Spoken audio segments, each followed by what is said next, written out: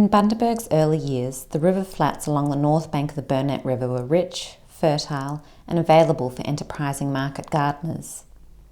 Some of the best-known gardeners in the area were Chinese settlers.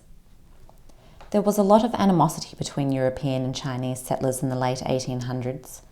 For Chinese immigrants, market garden leases were one of the only ways they could have access to land.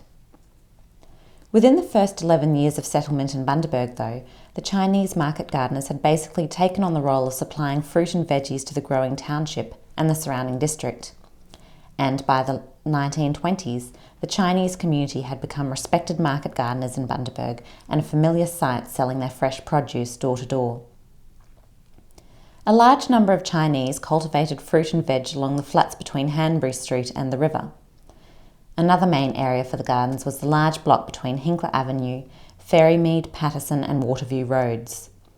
This block contained crops like peanuts, bananas, plantains, watermelons and other types of fruit and vegetables.